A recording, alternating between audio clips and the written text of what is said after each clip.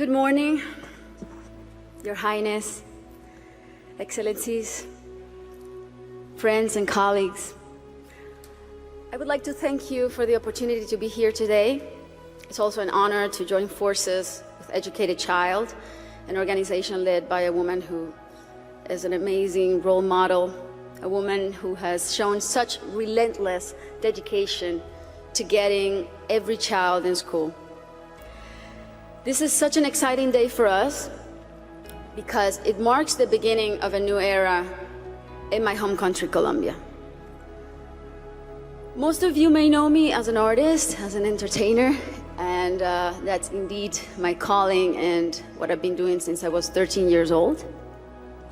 But I never would have imagined when I started out that my work as an artist would end up being the vehicle for me to serve my greater purpose in life of working towards eradicating poverty through the power of education.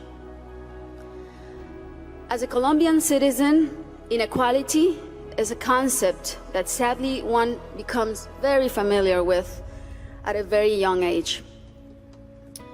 It's a country like many others in Latin America where a few have a lot have almost nothing, and where if you're born poor, you will almost certainly die poor, and where people don't access equal opportunities.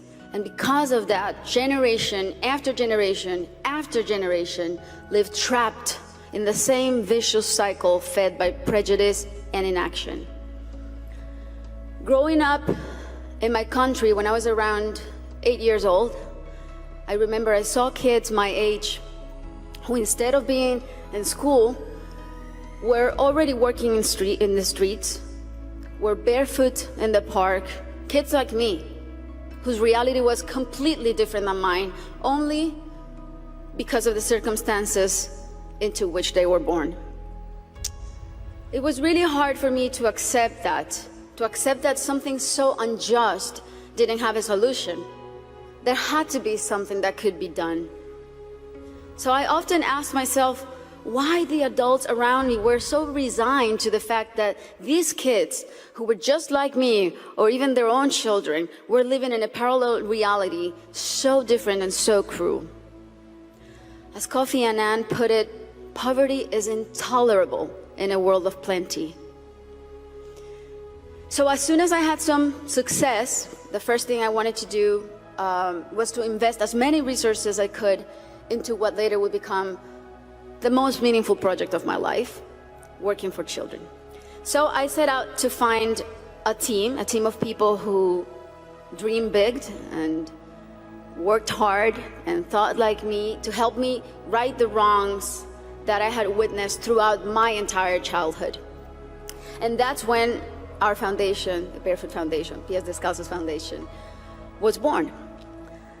I knew, and I was only 18 years old then, but I knew that I wanted to focus on children and improving their lives, but I didn't know where to start. So I really felt that I needed to learn what the roots of inequality and low social mobility were. So I decided to study the reasons why children were working in the streets, or why some children were being recruited by the violent organizations like the paramilitary or the guerrillas. Why were so many children suffering from chronic malnutrition?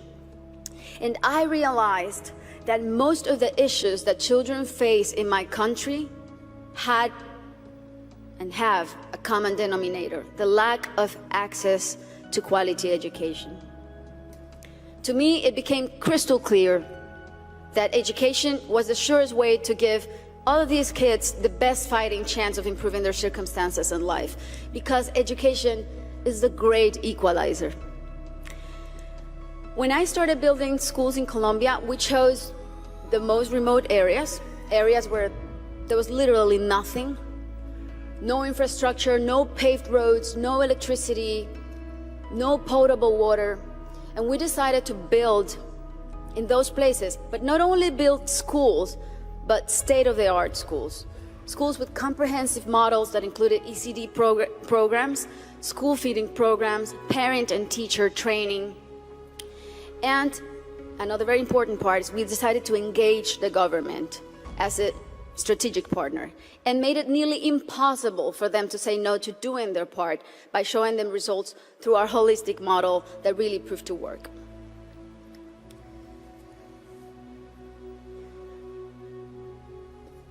We noticed that as soon as a school is built in those places, everything is transformed. The improvements to the infrastructure were jaw-dropping. Electricity, potable water were made available, made accessible. Roads were paved. Malnutrition plummeted. But the best part of all is the academic results.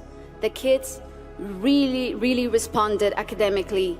And now those kids who could have been recruited by the guerrillas or paramilitaries, or that could have had completely different outcomes for their lives, they're now on their way to the university and thriving in their communities. Some of them are athletes, some of them are professionals.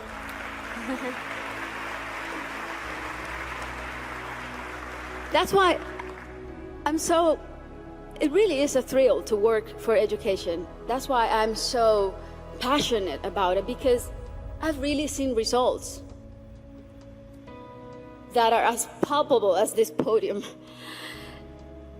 And seeing all these success stories that have a name and a last name has been one of the most rewarding things I've done in my lifetime, even more so than winning Grammys, I think.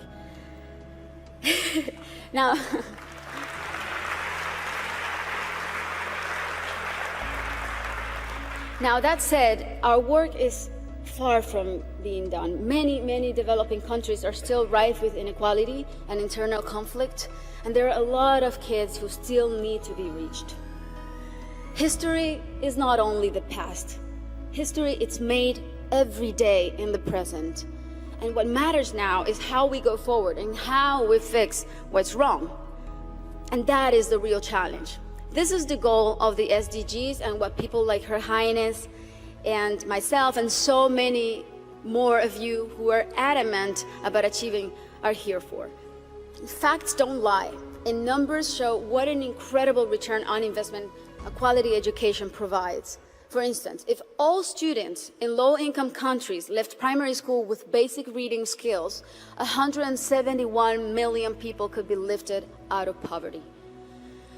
Systemic change often begins from the bottom up rather than the top down. The government must take responsibility, and we should all put as much pressure as we possibly can, but the rest of all, the civil society, should also do their part. What we have discovered, both at Pies Descalzos and Educated Child, is that many times only one single barrier to entry, such as no access to transportation or basic needs like a functioning bathroom, can prevent a kid from attending school or even put them at risk of dropping out. Sometimes all it takes to change a child's life is the security of a hot meal in school or the ease of being able to hop on a bus that will leave you safely at your classroom's door. It's as simple as that. And these are simple interventions and they don't cost a lot. The biggest effort really is in mapping the communities, in going door to door, searching for the out-of-school children, talking to the parents, talking to their families. Giving a name and putting a story behind these children is the first step to start rewriting their story. Over the next 3 years, we pledge to get 54,000 kids who are out of school or at risk of dropout into the educational system. Ultimately, more than 295,000 people will benefit from this project, including children, teachers, families, and community members. New schools and classrooms will be built. School kits and uniforms will be distributed. Children will be enrolled in school, feeding and transportation programs. Teachers will be trained in strategies and in how to identify those students who are at risk so they can receive psychosocial support. And we are extremely confident that this partnership is only the beginning and will be the model to replicate throughout my country until not a single child is out of school. This is our responsibility. Thank you. This is our responsibility to our children and our debt to fulfill for the generations to come. Thank you very much.